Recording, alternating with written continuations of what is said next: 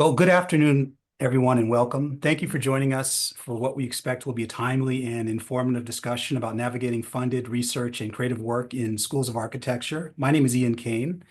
I am an associate professor of architecture at the University of Texas at San Antonio, and here I direct the UTSA Center for Urban and Regional Planning Research. This year, I also have the pleasure of serving as co-chair of the ACSA Research and Scholarship Committee alongside Jose Ibarra from UC Denver. And it's my job to kick this discussion off. So here is our plan. I'll start by sharing a bit about the ongoing work of the ACSA Research and Scholarship Committee, and I'll explain how this online discussion came to be. Next, I'll introduce our moderator, Corey Gracie Griffin, as well as our four esteemed panelists.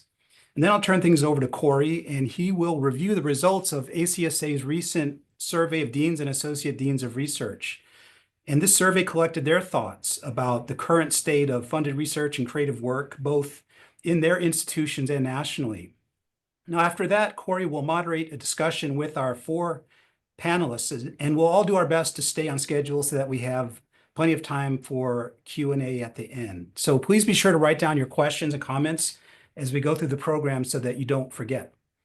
Okay, so I'm looking forward to this, so let's jump right in. First, I would like to tell you a little bit about our committee to give you some context for this discussion. So each year, ACSA tasks the Research and Scholarship Committee with three key goals: to support faculty in their scholarly work, to evaluate peer review and recognition programs, and to advocate for architectural research and scholarship generally. Now, here is this year's committee, and I'd like to begin by thanking each of them for their contributions to this work. This year, the committee has two key priorities. The first is to advance scholarship on climate action and social justice. So this is the primary vehicle for this is the Academy for Public Scholarship on the Built Environment. Last year, the committee launched the Academy to help faculty expand the public impact of their research and scholarship. So I'll give a quick plug here for a session that we're going to hold at the National Conference in New Orleans, and that'll be dedicated to discussing this work with our first cohort of climate scholars. So please join us for that session. Now, this year, the Research and Scholarship Committee also has a second priority, and that is to develop resources and programming that support funded research and creative work. And that, of course, is why we're here this afternoon. We want to try to figure out the best way to help support faculty to identify funding resources, to build relationships with grantors, to write grants, of course, and to administer the funding. So to that end, the committee has been working on several parallel tracks. The first thing that we did was to gather data about funded research and creative work. So we were interested in trying to find out what is the state of funded scholarship in the member schools. So fortunately, ACSA has already produced several excellent white papers on that topic. There's the 2018 white paper on architectural education, research, and STEM, and a 2019 white paper on assessing the quality of architectural research and scholarship. And so even though the data is 4 or 5 years old now, it still offers us valuable insights, and it really helps establish the context for our discussion today. The other thing that we were curious to find out is how member schools are currently supporting funded research. So we started with a simple question: how many member schools list associate deans of research on their websites? And we took a somewhat unscientific survey, but we found out that just over a third of ACSA schools list associate deans of research on their website. Now, to be sure, the other 2/3 of the schools, there are likely administrators working on that topic, but it's not their primary job description. So this was illuminating for us. We also sent out a survey to the deans and associate deans of research to gather their perspectives on the current state of funded research and creative work. And so the final question on that survey asked, what can ACSA do to help faculty at your institution secure research funding? And in a moment, Corey is going to share some of the key takeaways from the survey results. In addition to gathering data, the committee also explored administrative precedents for structures that support faculty research. And Jose Gomez gave us a great contact at the University of Michigan with the executive director of an organization called A2RU, very interesting international network of 45 member institutions, and they're dedicated to supporting arts-based research, teaching, and learning. So they do things like organize conferences and webinars. They support publishing opportunities. Interestingly, they maintain a network of associate deans of research, and they also help connect researchers with federal agencies and foundations and industry funders. Now, why is all that relevant to ACSA? Well, we think that this provides at least one strong model of administrative support for arts-based or design-based research. So this could help inform our efforts. And that brings me to the final and perhaps most important question that our committee is exploring, and that's what are the deliverables? In other words, what can ACSA do to best help faculty fund their research and creative work? And so we've talked about several possibilities. We talked about organizing a national network of associate deans of research that meet regularly.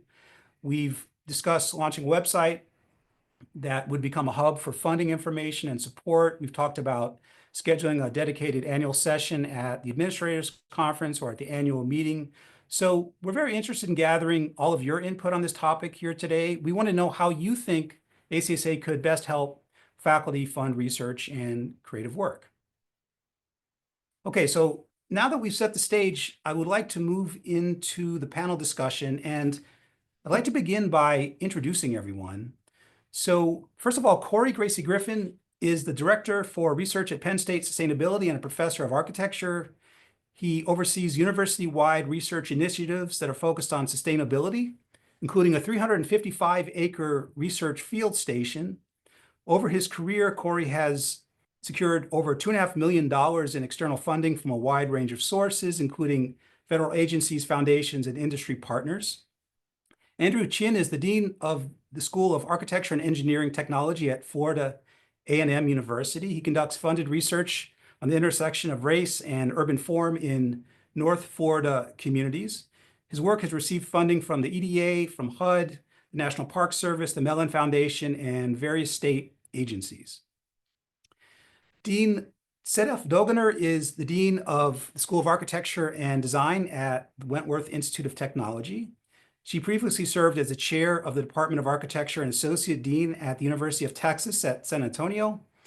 Her research examines the intersection of architecture and tourism, focusing on heritage tourism, historic preservation, cultural heritage management, and sustainable community-based tourism development.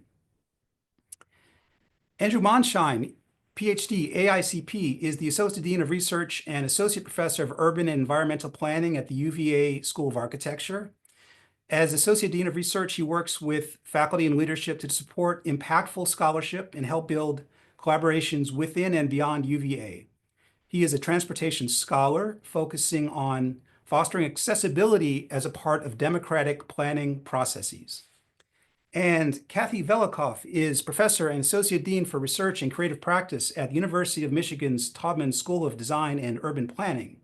She is a leader in practice-based design research, advancing responsive architectural material assemblies, resilient multifunctional urban infrastructures, and territorial practices for decarbonization through speculation, prototyping, and visualization. Okay, so that's our esteemed panel, and we thank them all for joining us this afternoon.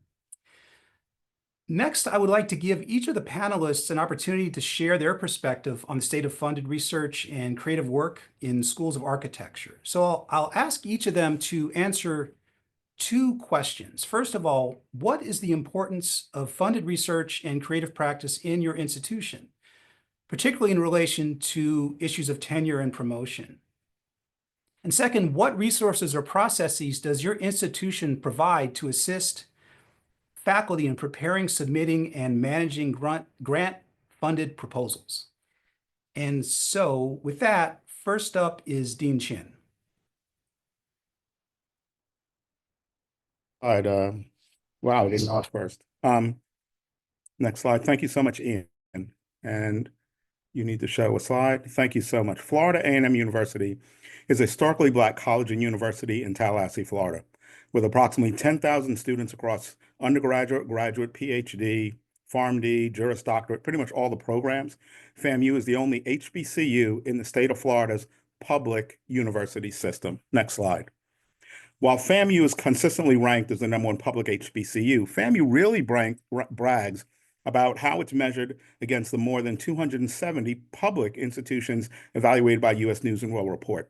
Over the past 4 years, we've risen from number 120, really the middle, to number 81, reaching really the top third nationally across not just HBCUs, but all public universities.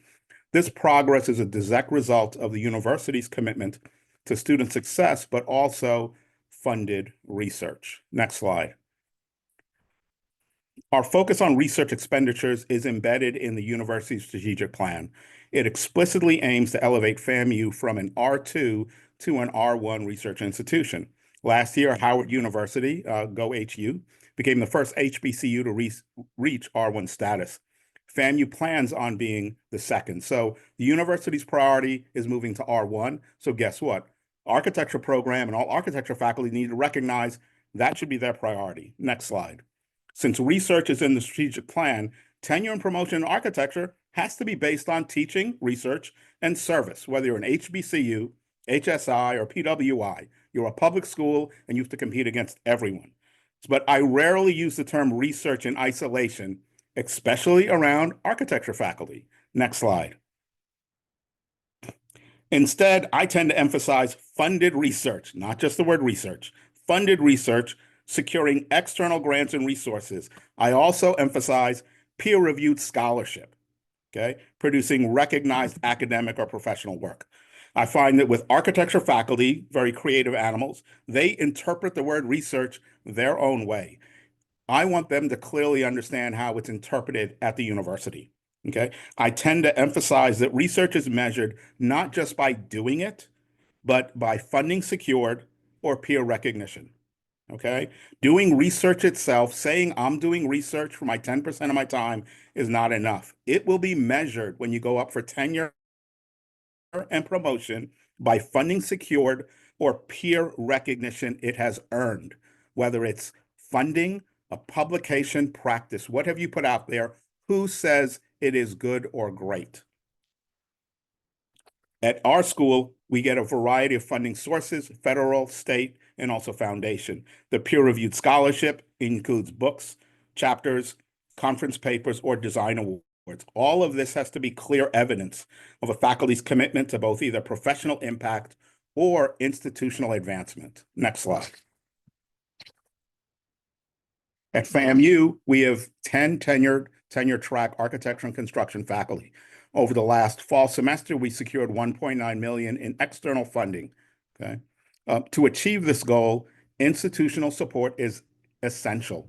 At FAMU, faculty benefit by the structured kind of support they receive from the university. But I would also say for my faculty, the key is what the support the school can provide. Next slide. In closing, I really want to make 2 points. One, a key figure in the process at my school is a director of research. At our school, Dr. Park, someone has to serve as a bridge between the faculty and the university system. Someone has to serve navigating budget spreadsheets, fringe benefits, indirect costs, compliance regulations can be a mess, especially if you're juggling, especially if all of that language is something you haven't been engaged with, okay? The director's role is to help faculty focus on their research versus kind of bureaucratic barriers, getting purchase orders processed, students employed, okay? That's too much work. Faculty need to focus on their research. The second point I want to clarify is success in grant-seeking efforts is not the result of really a single individual. It is a product of a team. That has to be the school and the university and really building a research and an ecosystem that focuses on research excellence. Okay, success in external funding is a collaborative ecosystem. The methods and levels of support vary at different institutions. But I would suggest you clearly ask at your institution, what are you going to provide to support, not just time that you give me, but also is there release time? Is there startup funds? Is there administrative support? But no, it varies at institutions, and closed mouths don't get fed. Thank you, Ian. Thank you. 3 minutes, right? 3 minutes. Perfect. Next up is Dean Dogener. Hello, everyone. Ian, next slide, please. This is Sedef.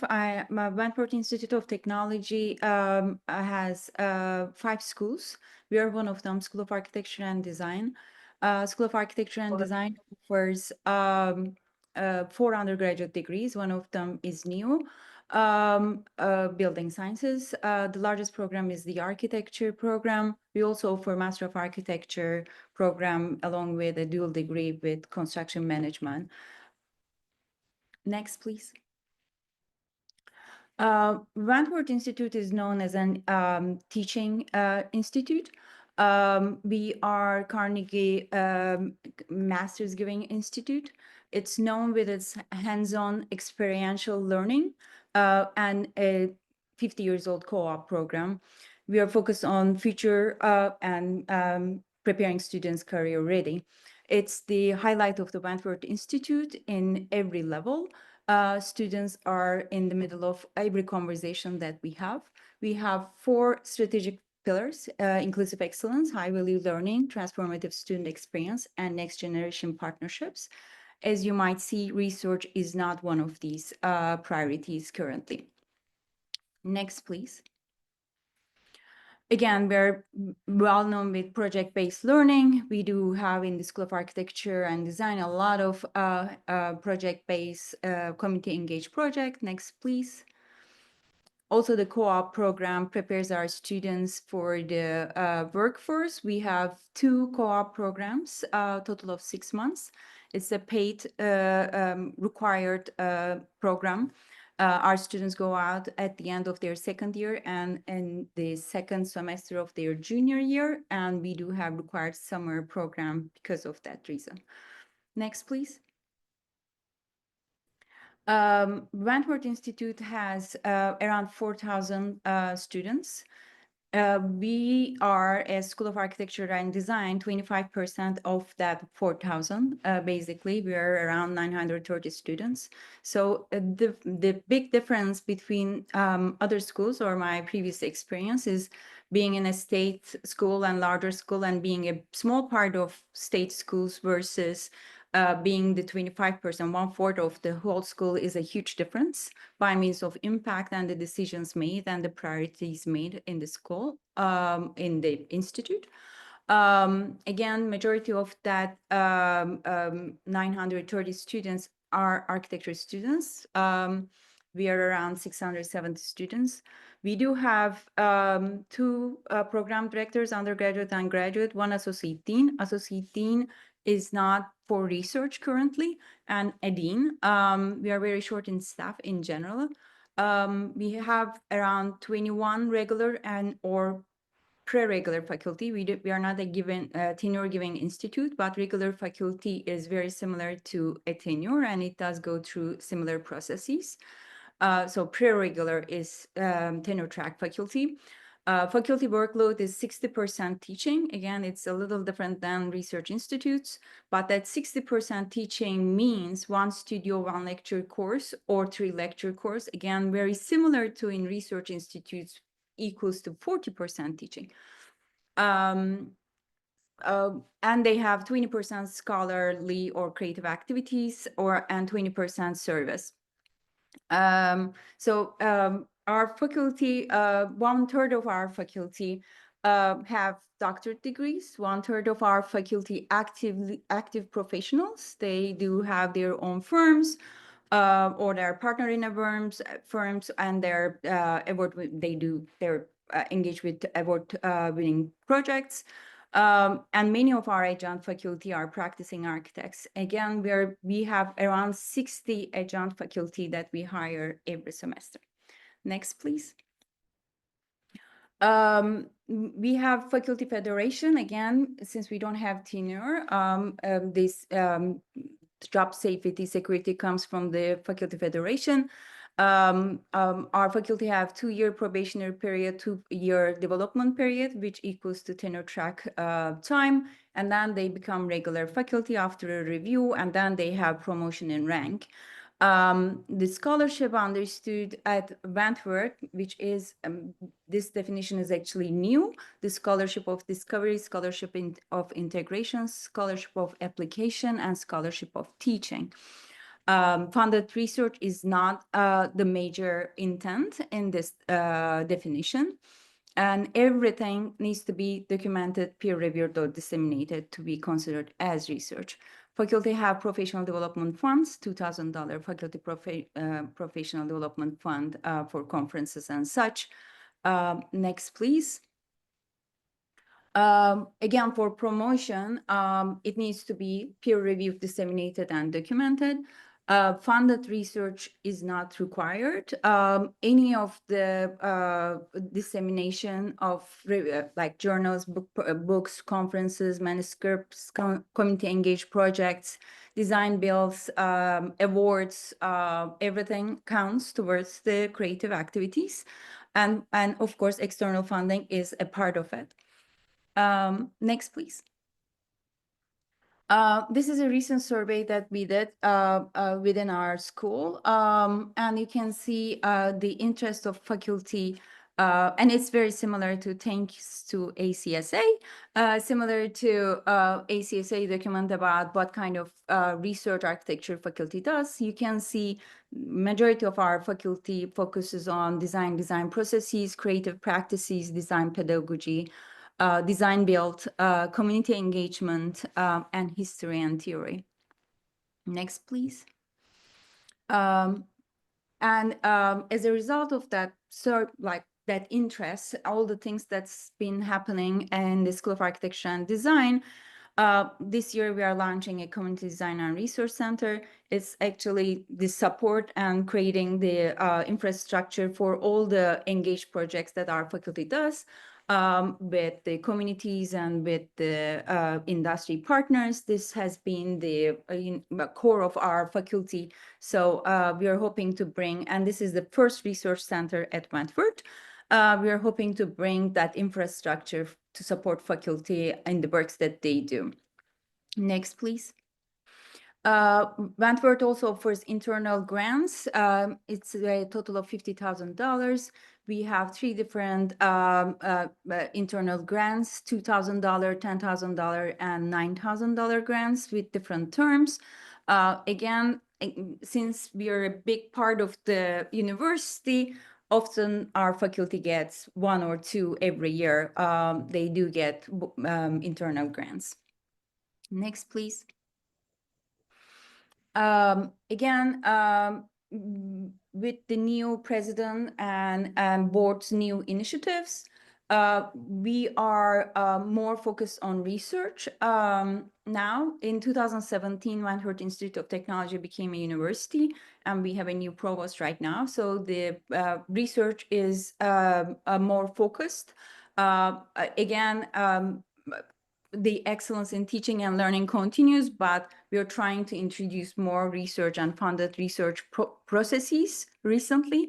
So this is brand new process, actually. We don't have a VPR office. We do not have grant writing support, pre-award or post-award offices, but we do have now institutional advancement and external relations have 2 grant developers, and Office of Provost is hiring another one. So between the institutional advancement and external relationship and the provost office, we do have a process to bring the idea to a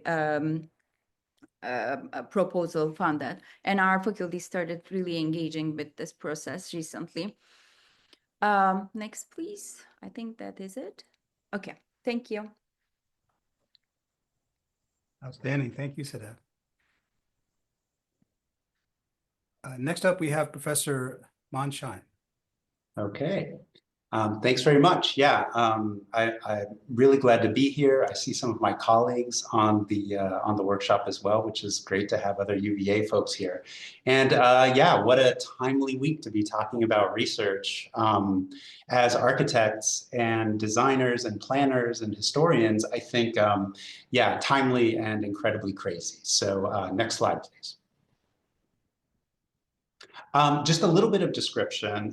What I'm really showing you is how I try to describe what we do in the School of Architecture to our colleagues across the university and beyond. And, you know, we are a School of Architecture, but we have a Department of Architecture, Architectural History, Landscape Architecture, as well as Urban and Environmental Planning. And when I talk about it, I say that our research spans applied social and natural science, design, and humanities, addressing the problems of human settlement, constructed in natural environments, urbanization and placemaking. I think one of the big challenges that I feel like we're always struggling with is explaining to our colleagues and our funders what it is that people in schools of architecture actually do and how we contribute. But our research foci are probably similar to what a lot of you see. And you know, I won't list all of these, but if you go to our website, you can see our centers and labs and the diversity of the things that we do. And in fact, again, on the call, we have somebody, we have Lena Cho, who does the Arctic Design Group, which is one of our major research labs, as well as the Before Building Laboratory. We have Katie McDonald. So next slide, please. So, you know, the question is, how do we talk about this? How do we explain the value of research in our school? Well, what our Vice President of Research Office wants to know is how we're growing external research. And for us, at least, it's been a remarkable growth in a very short period of time. It's really interesting to see, and I think important to say, we have to attribute that, as is right, to the faculty, to all of us doing the research. There's been a turn towards an interest in doing externally funded research, and you can certainly see that here. So what that means is that we have tried to construct in the School of Architecture an infrastructure around that as quickly as possible and as effectively as possible, bringing people in to do research administration, research development, contracting with outside consultancies and firms to bring research development resources into the school quickly, even while it's hard to hire people, and fundamentally to beef up our baseline seed granting program and to make it something that really enables individuals to not just do the work they have in front of them, but think about how they can leverage that towards future externally funded research. I'm going to talk about this in a broader context in just a second, but that absolutely is part of the mission, and it is absolutely part of the University of Virginia's mission as well. You hear this from the top down, that, you know, we see our, you know, we see people like, well, we're going to hear from University of Michigan here in just a second. We see the big folks in R1s and thinking, well, we need to grow into that as well. And architecture is absolutely a part of that. The university has an Office of Sponsored Projects. Our major grants development, a lot of it is through a set of Grand Challenges initiatives that the university has invested in. And those Grand Challenges initiatives are focused on many things that, that the design fields care about. Environment, digital technology and society, well-being and health. And those are the investments that the university is making. And those are places where everyone is finding that the design scholarship has a role to play. So next slide, please. Now, in terms of what we do within the school, I think that, you know, we're about to have a conversation about all of these things, but it's not all just about growth. Or yes, it is just about growth, but I think there are a lot of considerations that I take in mind, and that I know all of us take in mind when we think about promotion, tenure, and reappointment in the context of design scholarship. As I said in the beginning, it's a broad spectrum of what designers do in their creative work and their scholarship and their research. And we want to make sure, as an architecture program, as a design school, that all of those have a place. Certainly, I've been in faculty meetings where those are the questions that that architecture faculty are asking. Is like, well, what about book writing? What about the work I do that doesn't necessarily bring in large NSF grants, USDOT grants, EPA grants, whatever you might have? So we write about that. We describe design scholarship in a way in our own promotion and tenure guidelines in order to help our colleagues outside of the school understand the breadth of those things. And I think it's a fundamental part of the ethos of our university that there are multiple types of scholarship that have impact. And certainly those are important as well. How we balance this going forward is going to be fun. It's going to be an interesting question of how we do all of this. In terms of collaborations, I think it's been really interesting to see. We see a lot of fantastic collaborative work across disciplines, from the School of Architecture to College of Arts and Sciences, environmental science, to engineering. All places you might imagine there are collaborations. But what we're also seeing is that the PIs are often the people in the School of Architecture as well. And establishing ecosystems where there can be partnerships that are fundamentally disciplinary, multidisciplinary, but where designers are taking the lead is, I think, something that is really exciting and rewarding. So I know we only have 3 minutes, so I'm stopping there and I'll hand it over. Great. Danny, Thanks. thank you. Yeah. Great. Hi, everyone. Kathy Velikov. I'm very pleased to be here. Thanks for inviting me today. I'm a research associate dean at the College of Architecture and Urban Planning at the University of Michigan. I've titled this talk "Stimulating and Supporting a Research Culture." And while the questions that we're addressing are focused on supporting funded research, I really wanted to emphasize that at the University of Michigan, this exists within an ecosystem and culture where research and creative practice is centered, valued, supported, of course, and celebrated. So next slide. Topman College, which is part of an R1 institution, having a robust and impactful research dossier is critical for tenure and promotion. We're a large school of architecture. We have about 47 tenure line faculty in the architecture program only, as well as professors of practice. And then in the larger department, we also have a Department of Urban and Regional Planning. And this shows just a quick sampling of really just recent last 2 months project posts showing the range of our work that our faculty undertake. The next slide. And play the video, yes. Architectural research takes multiple forms of inquiry, methods, and outcomes. And these include everything from speculative and professional architectural and urban design practice, historical and theoretical scholarship, building material and environmental science research, computational design and research and fabrication. You're seeing a slide there from our website of one of our faculty's labs, prototyping, installations, as well as community engaged research and participatory action research. And all of those are on the table for people's subfields for promotion and tenure. Next slide. So yeah, this is just a kind of summary and answer to the first question. Researching and funded research definitely matters to our institution. But I want to stress that for tenure and promotion, what also really matters more than, say, quantity is the quality and impact of your research and creative practice outcomes. Next slide. In my role as Associate Dean for Research and Creative Practice, I try to support the advancement of the faculty throughout their careers. My group sets up and maintains frameworks to develop and fund research agendas. I advocate and nurture and stimulate a vibrant and nourishing research culture in my department, as well as within the broader university. And I work with leadership, faculty to set a strategic vision for our research and creative practice so we can be really intentional in our activities, decision-making, and internal funding.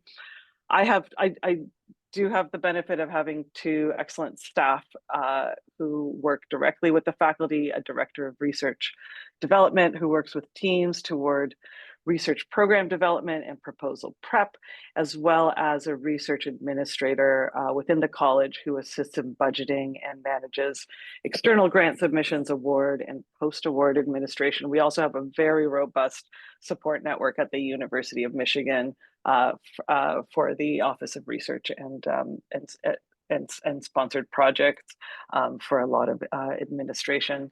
We also, within Taubman College, we also support faculty with things like monthly opportunities mailers. We organize workshops, seminars, which is that second slide to the right. This was from a seminar series a couple of years ago, grant writing, budgeting, case making for arts research, also focusing on NSF grant writing, which is very different if you're doing research in the arts and humanities, trying to really make sure that everyone feels supported. Next slide.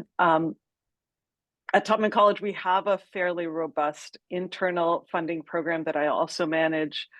We, through a series of grants, everything from tiny micro grants to seed funds, dissemination, some larger research catalyst grants. We have a kind of portfolio of about 350,000 in grant and dissemination funding. We also have other kinds of incentives for course buyouts and discretionary top-ups from external grants. Next slide. And then we also help faculty navigate the ecosystem at the University of Michigan, which has both robust support, especially for interdisciplinary teams, as well as an ever-growing portfolio from internal funding opportunities from the Office of the Vice President for Research and the Provost's Office, which has really grown in the past 5 years. And this also spans across sciences, arts, and the humanities. Next slide.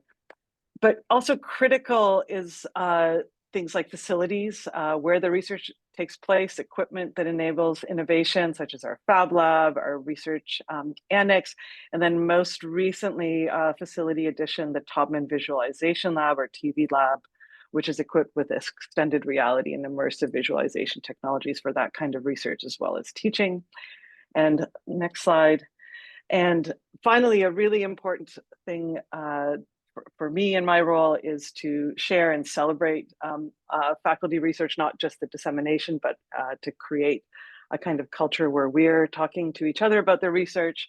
These are 2 exhibitions that I have supported and organized at the gallery at the Research Annex that make present and visible the work of our faculty, and also a really great opportunity for some of our fellows to create really amazing display infrastructure. So I'll stop there so we can have a conversation. Hey, thanks to all the panelists for those outstanding presentations. At this point, I want to turn things over to Corey Gracie Griffin, and he is going to begin by summarizing the results of the ACSA survey, and then we're going to jump into the discussion. So, Corey. Yeah, thanks, Ian.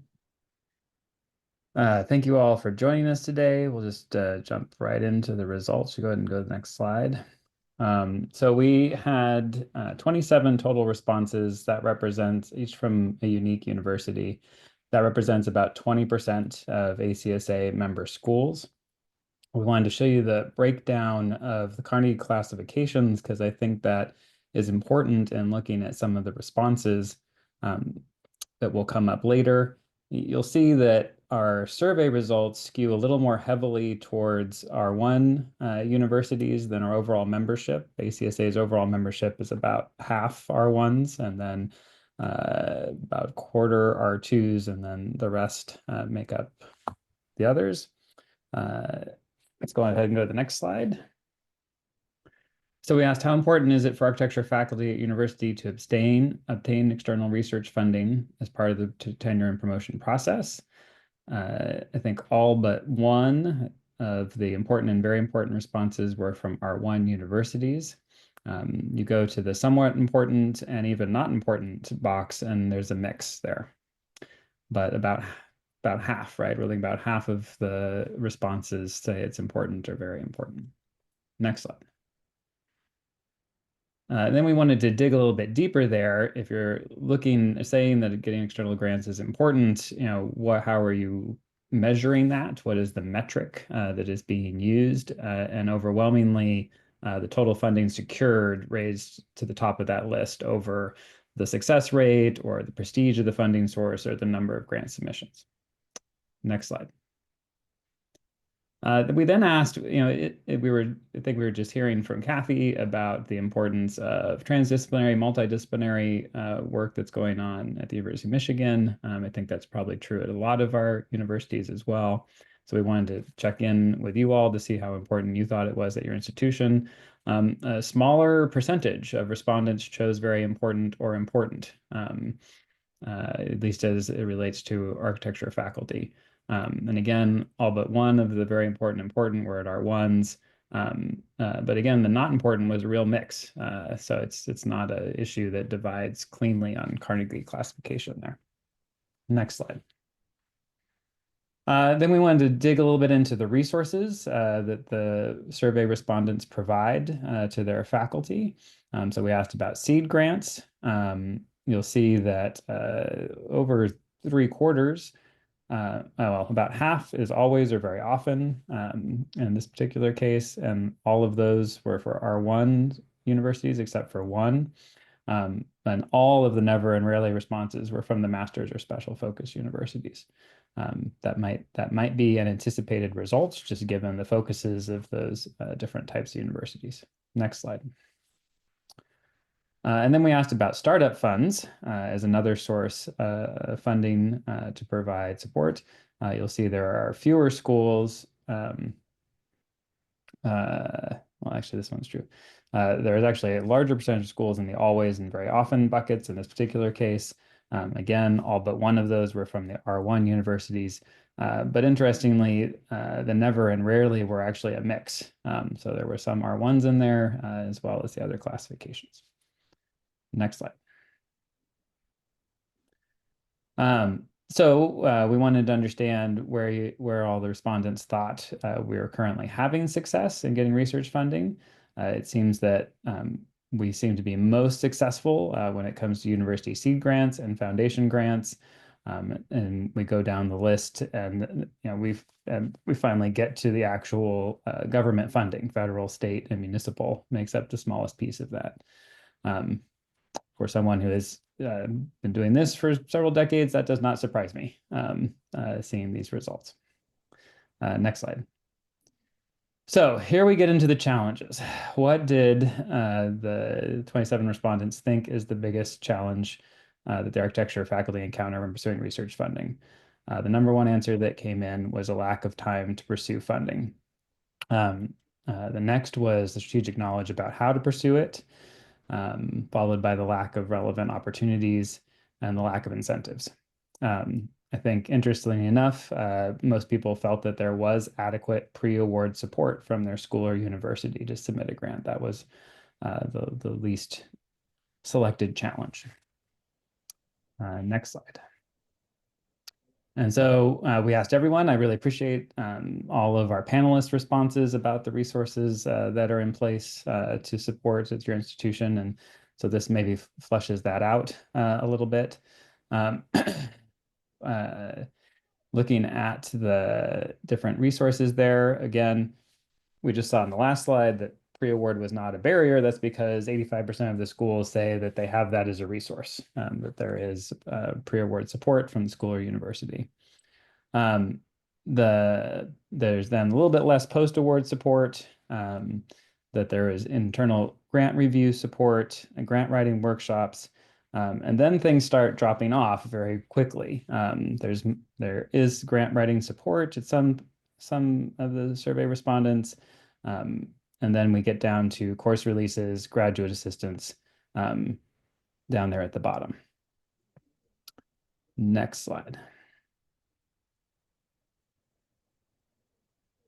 And so we asked, this was teased by Ian at the beginning of the talk today, what can the ACSA do to help architecture faculty at your institution secure research funding?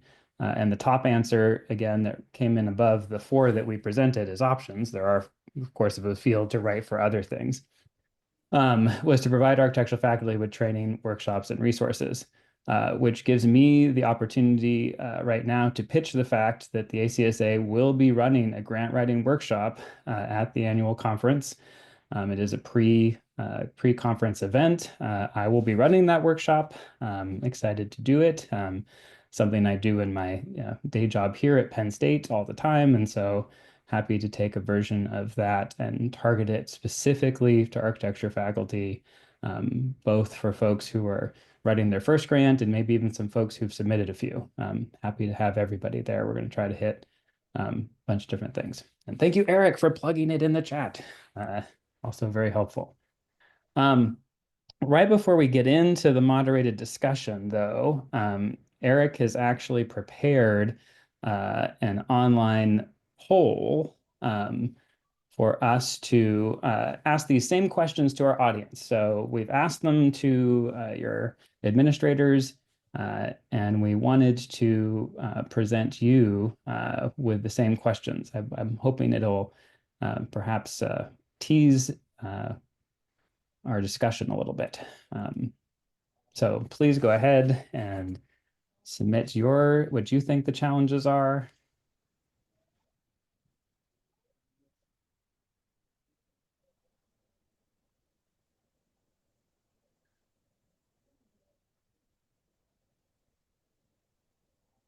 And then I think Eric can show the results once he feels like he's got enough responses.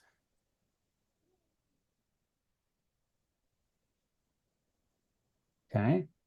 I think that is a little more mixed than we saw from the administrators, but I think still the time and the knowledge about how to pursue it are the top two answers there, which were also the top two answers that came from the administrators. So that's great. One more, Eric. All right, we got another. Okay, yep. So a short one.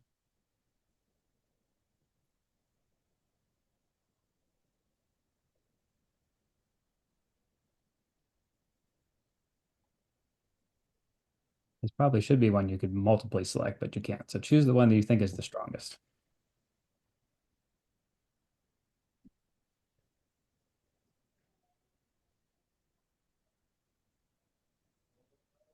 Okay. There's the results.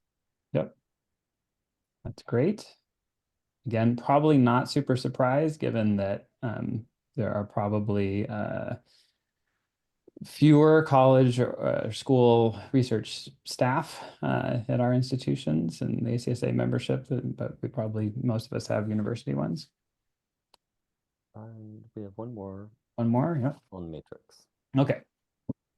And I wanted to see just that we have a broader audience here about the importance of this. I'm assuming because you're all attending this workshop, you might think it is very important or important, but let's see how it goes.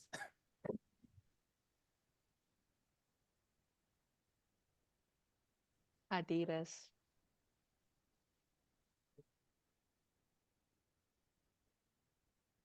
Oh, I can't. Hear me. Okay, not surprising that the majority think it is either very important or important, but it's good to know that there are institutions where it is not seen as a critical part of the promotion and tenure process in our programs at the ACSA. So to jump right in, I think for me, this question to the panel, one of the things that I found interesting in looking at the survey results is that one of the biggest challenges that was identified was a lack of time. But one of the least used or selected strategies in the survey to support faculty writing grants was course releases. So in a teaching intensive discipline with far more contact hours than many of our colleagues have, how can we better provide the time faculty require to write grant proposals?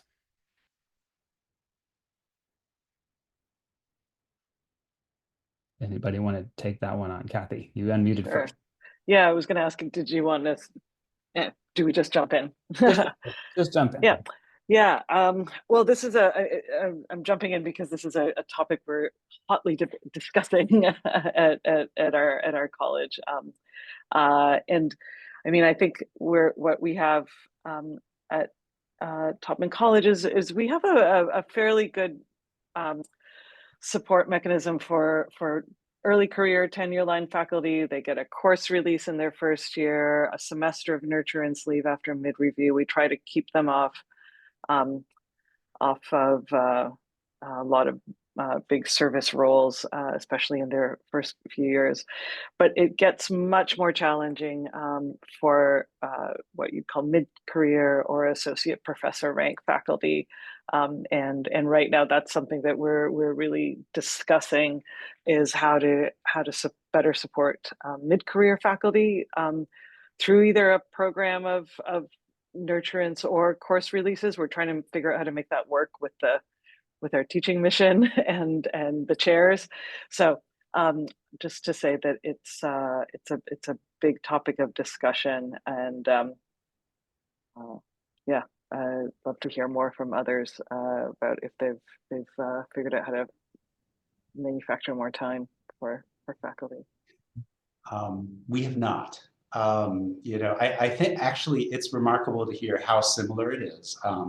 You know, very much for tenure track faculty, often their first semester is a course release, or first year is a course release, and then after mid-review, the same thing. And then what we have been doing much more of at this point are working with faculty to build course buyouts into their grant applications. So, you know, it's challenging, because fundamentally, if you're going to pull people away from their pedagogical, their teaching percentages, then we have to work with the chairs. And so it becomes a really difficult proposition.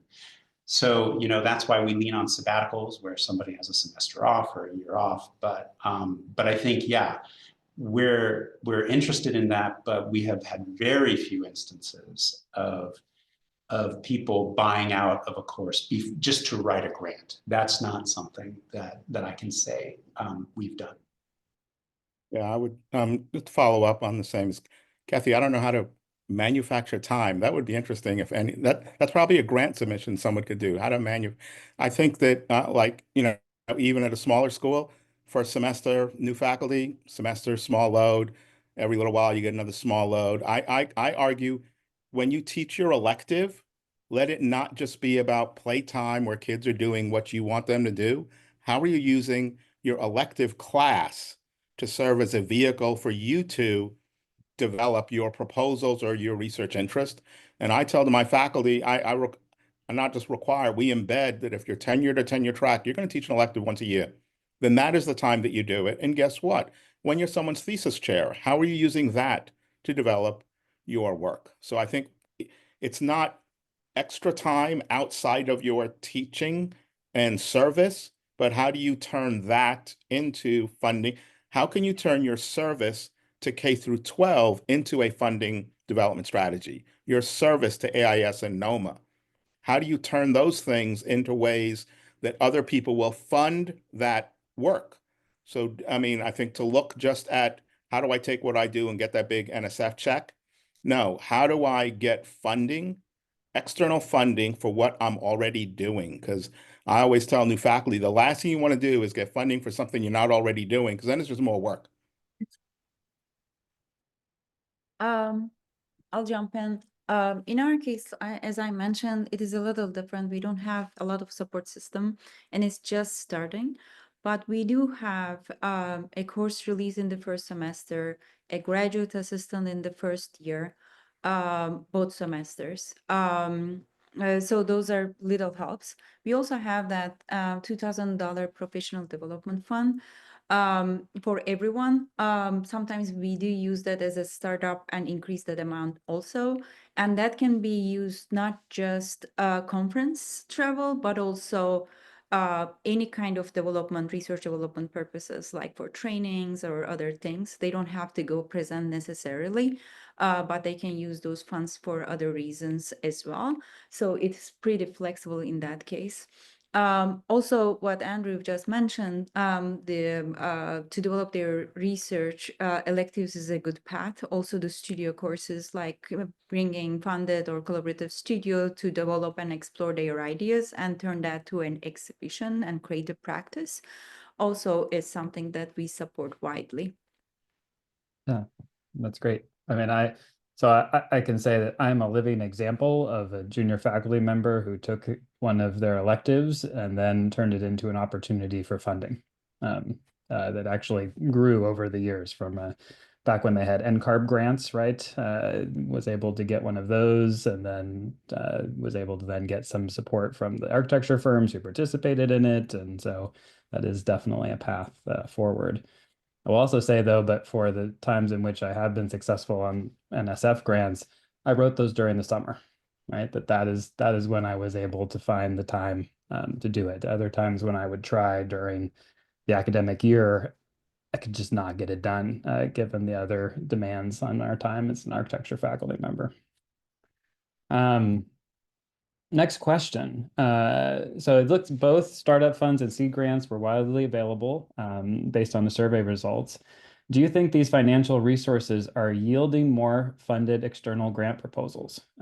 Are there other measures of success that the university uses to gauge the impact of startup fund and internal seed grants? I'll just build on some of the things that I said in my initial comments. I find that our internal grants in the School of Architecture are intentionally built around the idea that this could be used as a small seed opportunity, but also it could be used for something that really will lead to a book publication or something like that, that it's student support to do that work. Because I think that, you know, as we're all saying, there's multiple forms of scholarship that we support. That said, what I think the university has really helped us with is that at the university level, there have been investments in larger seed grants where ROI, that's the term they use, return on investment, is absolutely the point. And, you know, the point is, you know, those investments work for our designers as well. And I've seen the fruits of that in environment, in technology, in health, in some of the other spaces that we've really been focusing on. So there's a little of both, but there's a real hierarchy of the smaller the grant, the less we expect of it, to be perfectly frank. So yeah. Support 100% what Andrew said. The smaller the grant, I mean, if you ask for a lot, the expectations are going to be a lot. Okay, and also, I would say look at what is the university's strategic plan and listen to what the dean or director's priorities are. Because if you're trying to do something and you can't get funding, it's maybe you're not asking for what people want to fund. You're spending look around, find out what your colleagues are getting funded, not just at your university, but at other places. Partner with other people. I mean, we do a lot of our work with other institutions. I've met Kathy before because we're doing stuff, trying to write stuff, NSF stuff with Michigan. But what that means is, and also with Carmine on the screen, but that means if I have a faculty member partner with someone in Michigan, or I have a faculty member when they partner with someone at the Southern, they take advantage of the resources and support at that place, but we have something else. So my person may get release time, but if they're working with someone in Michigan, they have incredible access to Gabe, Caitlin, and the other part of Kathy's team. So sometimes you need to think outside of your box because there are benefits you have at your institution. So don't look at the negatives at your institution. You may be able to fill the gaps at other places and really find other partners, submit grants together in the same way you submit conference papers. Maybe just to add on and reiterate that we do, we have scaling amounts of seed funds, and we certainly don't expect someone to turn a $1,500 seed fund into, those are just for starting out. But we do, and the university does have a lot more increasing support for external grants, and some of that actually does include some is now starting to include some course release or at least summer salary time, which is great to see that we're getting funding at that scale, because to buy out to buy yourself out of a course in our university, it's a 20% of your annual salary you have to bring in. So you can do it when you have a grant. Really hard to do it, to write a grant, unless you have already a substantial planning grant from something like the NSF. But even then, it's really hard to, most faculty will pay assistants before paying themselves. So it's really tough to, finding the time to write grants is really a challenge. In our case, the seed grants we have require student engagement and or multidisciplinary work, but it doesn't always require to apply for a larger grant. So it is really to support faculty on the things that they do and the students. And we measure the impact in that case, like how impactful it is, what you do. We also have sometimes opportunities for special projects during the summer that is funded. And they need to be submitted in advance. So it does help in many cases. And for design build projects, usually we are looking for gifts or like industry partnerships. Those are the things that we go really creatively to bring other extra donations or gifts on board. For larger grants, though, like again, we have a new staff member only for the last year, and I'm finding, or our faculty are finding her really efficient, and she's really supporting our faculty right now in grant writing. Even for large grants, she's super involved. So and that's a good change, but it is again very new, and the success rate currently is pretty low. So, but it is a process that we're just starting. The survey showed that multidisciplinary grants are slightly less important than obtaining external research funding in general. Do you think your faculty would benefit from being the co-PI on larger multidisciplinary grants?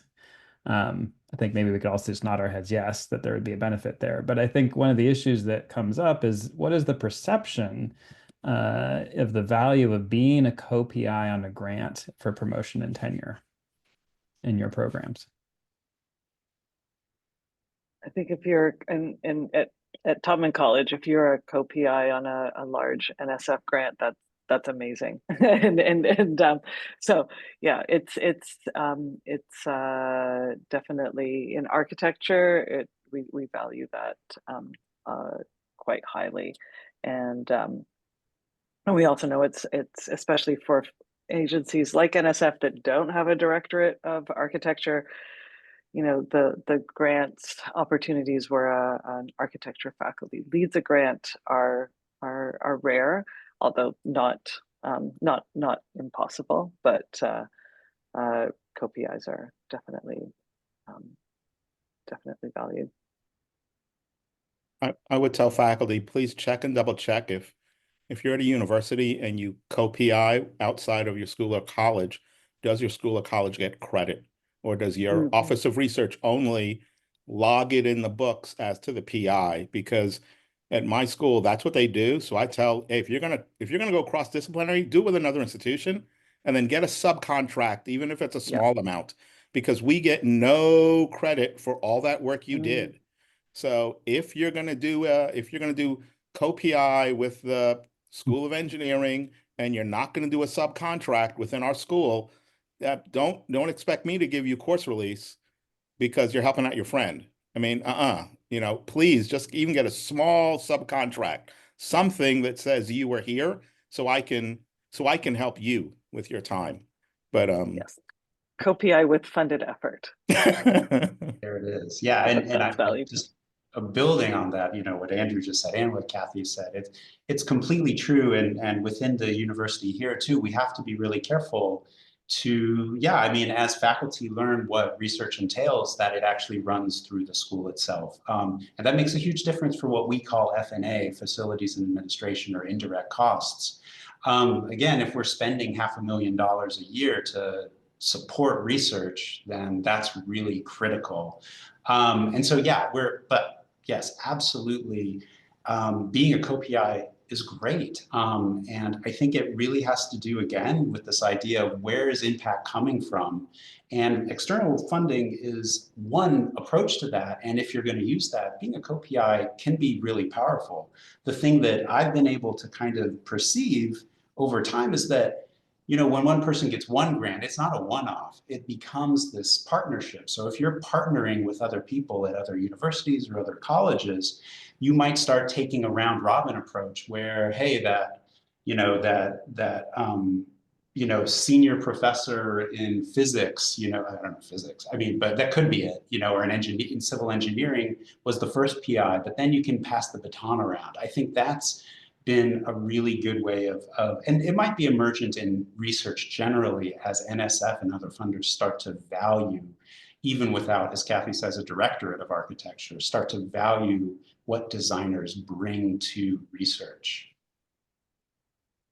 In our case, since the funded research is just starting at Benford in all schools, again, being a big part of that university structure, we are leading in many of them in collaboration with others. So it is a different dynamic, I guess. For example, recently one of our faculty submitted an NEH grant with a faculty in computer science, and we were leading it. And since everything is starting fresh, all of these things, the struggles that we had in the past or the things that I'm learning right now, we are making sure that everybody is credited equally. But definitely as an institute, we value the collaboration. And since it's small, there are a lot of opportunities to bring people together. So moving into the post-award side, maybe a little bit for folks on the call who have grants and are active in that space. Managing grants can take a significant amount of time, depending on the post-award resources at the university, college, or department. How is this time accounted for in your college? How do you support your PIs as they are working on their grants and closing them out?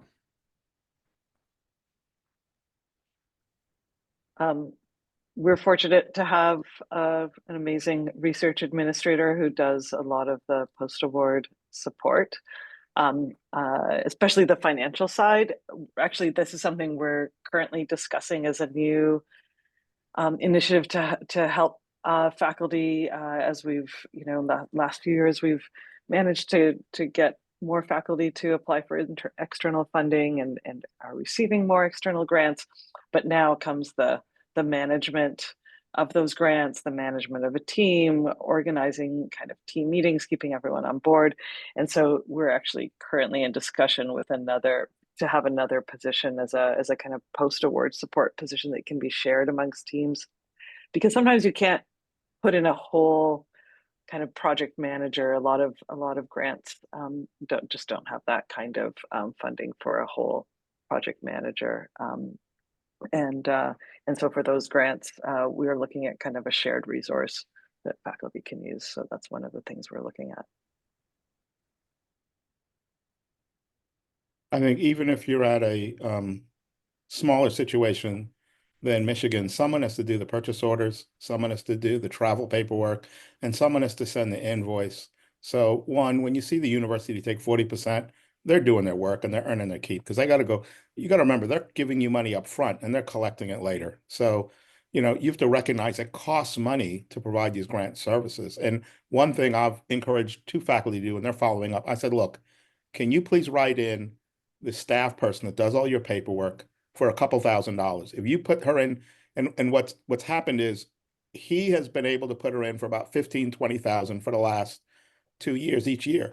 That takes it off of my budget. And what I've said to him is, hey, I can now hire an adjunct to teach that class for you. You help me, you make her happy. She gets extra money because it's over, an extra OPS contract. The staff loves the extra pocket money. Okay, they're going to be here 5 days a week, 9 to 5 anyway. But then we can let an adjunct maybe teach a class, you get release time. So I think some of it, you have to think about how can you help those people also and meet some of the other needs. But recognize there's a lot of work to do other than the research. I hate to say it. Yeah, I'll just add that it is really true. I mean, every grant has, there's a federal rate, but there's different indirect cost rates for every one of them that we get. And I'm really fortunate to work with a research administrator and associate dean of finance who really understands this environment. But we need more people too. And, I wish we could provide the level of support we want. I don't know if my colleagues see this as well, but I think there's a shortage of good research administrators nationally. In terms of universities being able to afford people who might be going into the private sector and other areas. And so it makes it a challenge. And even when we want to hire, it's hard. So we look for opportunities to team, to partner, to work with university level staffing at different institutes and find ways to find that support. But I would love to do better, frankly. I would love to be able to, provide within the School of Architecture a shop that looks like some of our colleague schools in engineering, for example, or something like that. But maybe that's not who we are. So that's something to keep in mind. We currently don't have really an infrastructure for post-award by any means. Finance office and our operations manager and the director of labs, actually, they're managing many of the purchases and other support. But also, my previous experience, I think research centers can be helpful when the resources are really limited. New faculty, especially in the post-award, like pre-award, the struggle, like they do struggle. We don't all know how to manage and all the details of it, and there are a lot of needs to be supported. So maybe there are some other ways for schools like us with limited resources that research centers can get involved and support faculty in some ways. If they do have resources, of course, it's another way. But I think one of the interesting things here at Penn State, we have colleges that are, quite large and have large staffs. And then, our College of Arts and Architecture has one, pre and post award support person. One of the things that's shifting here, however, is that we are currently moving to pre and post award support hubs.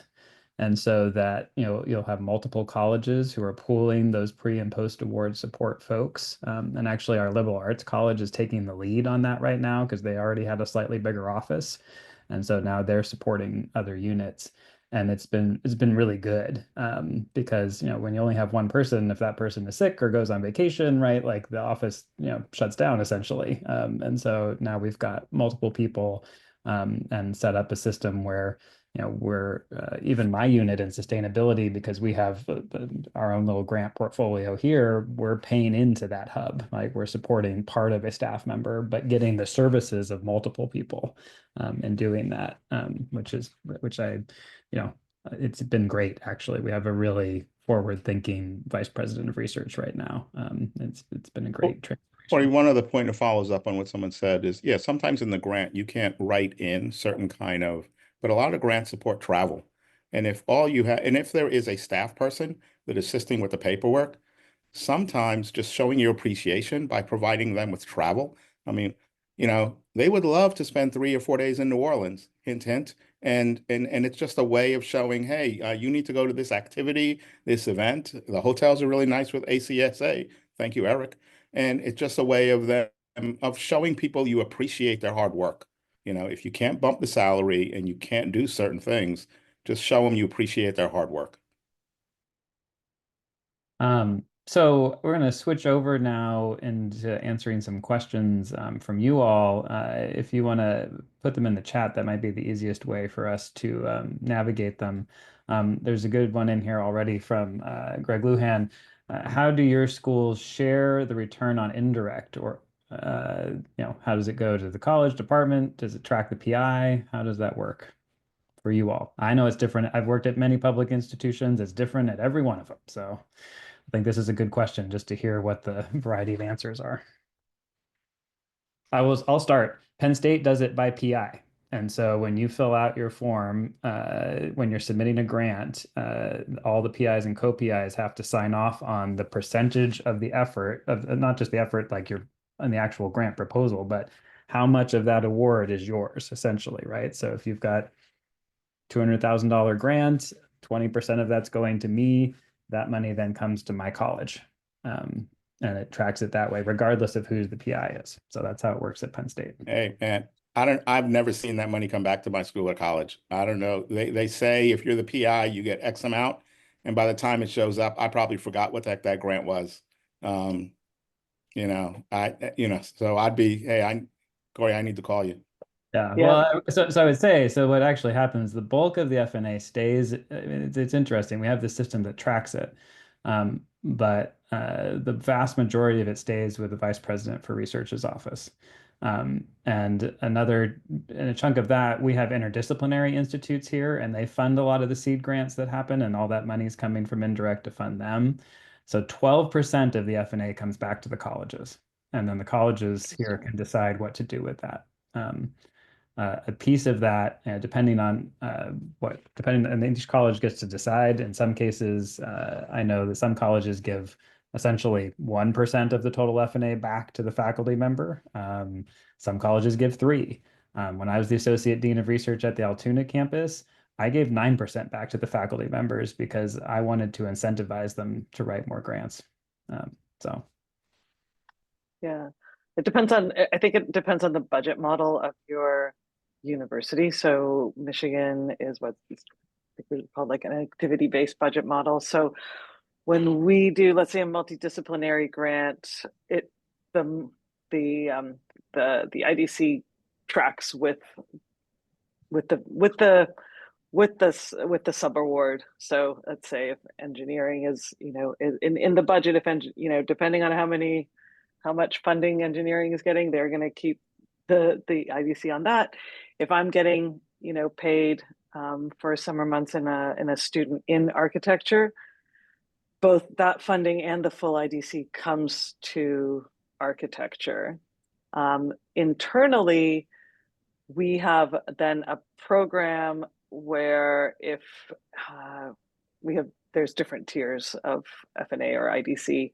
If you are in a grant that's above this 29% threshold, faculty can get up to 10% back, or 10% into their 10% of the extra into their discretionary account, because we're on a activity-based model where after we spend the money, we actually pay what is commonly referred to as the provost tax. So about 23% of all of our expenditures, we kind of feed that back into the provost office, and it goes back into central, and it gets kind of turned around. And so it's kind of complicated, but we do have ways but it does track with whatever the budget for each PI is and co-PI. And then internally, we have an incentive program that if you're getting full IDC, you get a kickback on that to your discretionary. So to try to really hope that faculty get recognized for bringing in some of those grants with some of those federal funds.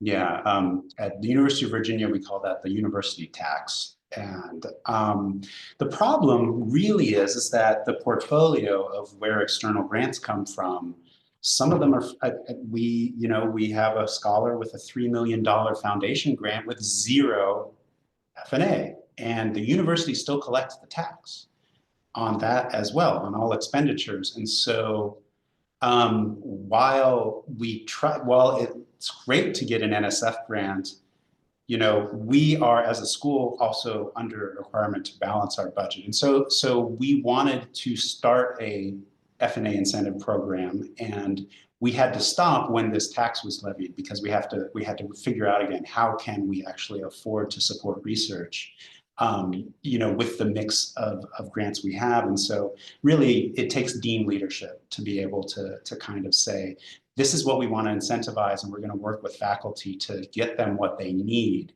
without having a strict policy at the moment, because of kind of the fact that this tax model is probably going to be revised in the coming years, or at least that's what I'm told. So that's what I hope.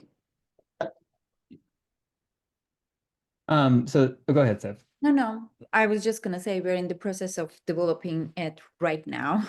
We don't know the percentages yet, but it will be very similar between the provost office and the schools. So there's a couple comments and questions that are asking about research-focused faculty appointments. And so instead of having the same, whatever it is, 40-30-30 or 60-20-20 for every faculty member, are your programs exploring appointments that might be 60% research, 20% teaching, 20% service, or straight up research appointments, right? Where you have a faculty member who is doing 100% research in your programs? I can start on this one because it is a current discussion as well. The workload portfolio model, that's what we say it. And there will be an opportunity, I mean, after discussing with the faculty and the federation, of course, because this needs to be discussed with federation in our case, but we are exploring the idea of having research focus, teaching focus, and service focus if needed to be, and with different percentages. So I'm at a public university with a union. Teaching assignment percentages of time are almost prescribed. The union has agreed that you can only have, that no one will have over a certain amount of contact hours, but also it says the goal, not minimum or the goal is 80% of time teaching. So that's a studio and a lecture course. So then it's my job to say, okay, I can't then just make up percentages because the union agreed to stuff. So I have to look into it creatively and say, okay, the goal is 80%, but that means I have to find some creative ways to have some people at 90% while other people are at 70, or help carve out and buy out time with people with their grants. So if you come in with big grant dollars, and I'll try to find a way to buy you out from your lecture course or something else like that. So, you know, I think your dean or your school needs to try to be creative within the structure they have. But I think if funded research is part of their strategic plan, then remind the boss that you're there to help the boss do their job and make the university look good. Go ahead, Kathy. Yeah, no, we have this is again something that we're actively discussing around, and it comes back to the same conversation we had around time. But yeah, at Tubman College, the standard load in architecture is one studio and one seminar a semester, so it's pretty intense, and so we value teaching, and we actually don't have any research scientist positions in our college. There are obviously around the university, but that's not a model we've ever had. But we are talking about for research, for tenure line research active faculty kind of program post tenure, for some sort of release, so they can be more productive in their research. Yeah, it's timely for us too, and the discussions so far, and the kind of the faculty council and chairs have been working on language for what we call general faculty, non-tenure track faculty. We've never had this, but to be research focused general faculty, but not for tenure track faculty.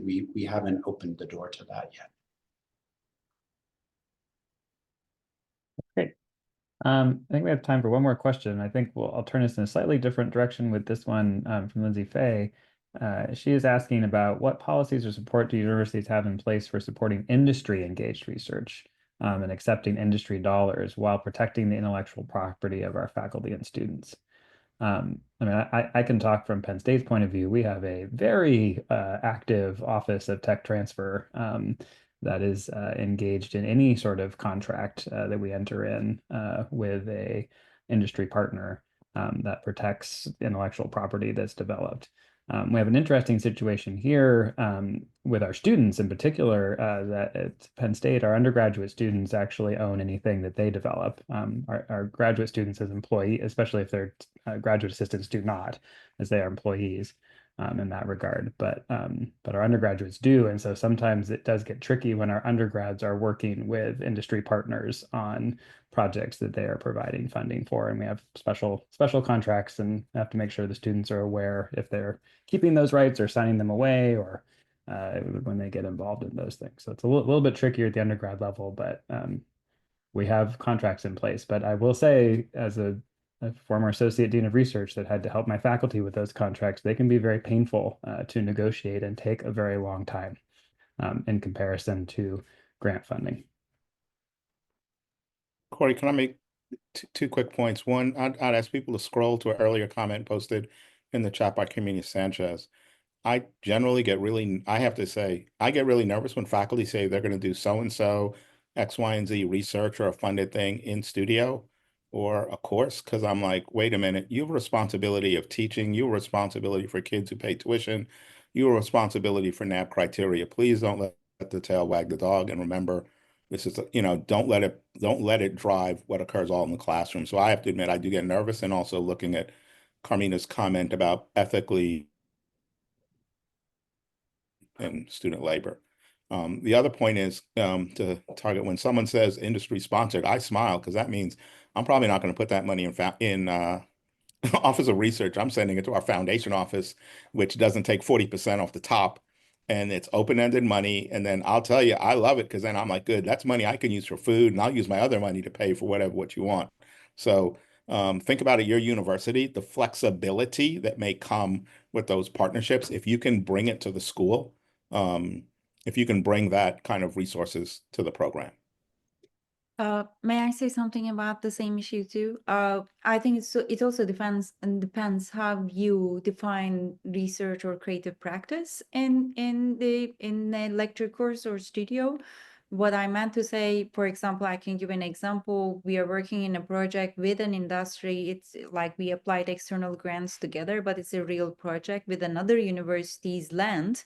And they're developing ideas together, which is pro bono for the industry side. And it's a real project. We have a real people in the game, and we apply grants together. Like, this definitely benefits the student and it is not just faculty research. It is undergraduate research. It depends, how you define it in that way. So I don't feel terrible about it when there are real opportunities that students engage, or design build projects that industry partners may be a part of it, and then we accept their dollars through contracts. And again, it really changes how you define research, and if it is pure research versus applied work. So I want to make it clear. Absolutely.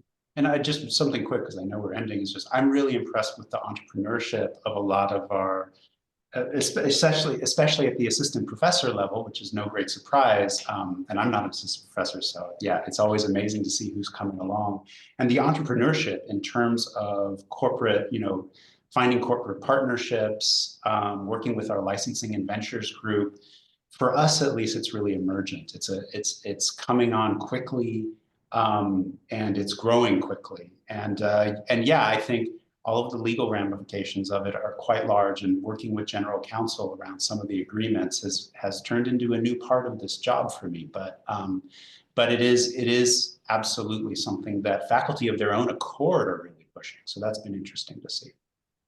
Andrew, actually, in that case, our university have a big fund, and as a part of co-op program, they are supporting students who have startup companies and in their own projects, and they're getting huge funds, and it does count towards their co-op so that they can develop, especially with our industrial design program. For example, our students received a lot of awards through that and developing their companies before they graduate in their co-op period. So it really helps a lot. All right, so Eric's popped up a last question because we want to figure out what we can do to help you all secure more research funding as the ACSA. So please do that particular question before you pop out. That will help the Research and Scholarship Committee greatly. Ian, you want me to turn it over to you to wrap up while people are answering the question? Well, I just wanted to thank ACSA and thank the panelists and you, Corey, and thank everybody who participated. I learned a lot listening to this conversation, and I think it's important to continue the discussion.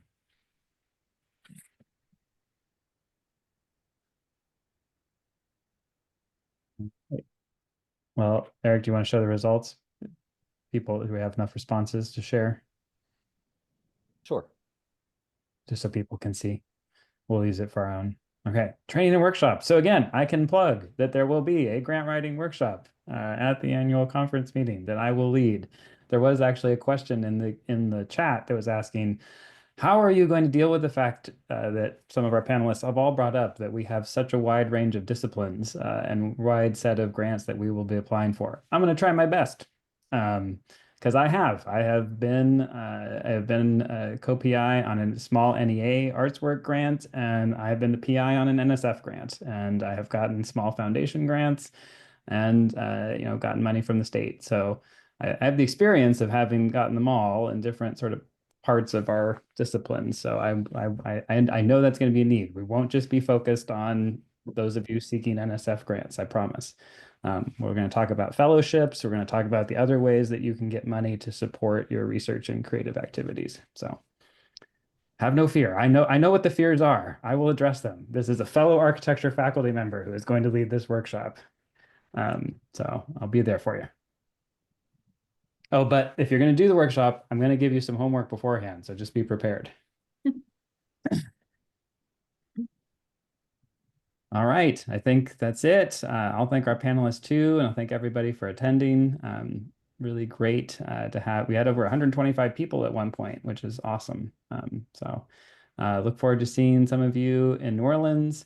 And feel free to reach out to the Research and Scholarship Committee if you have more questions, concerns, ways that we can help.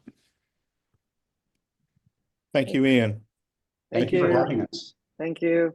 Thank you, Ian and Corey and Eric. Bye, everyone.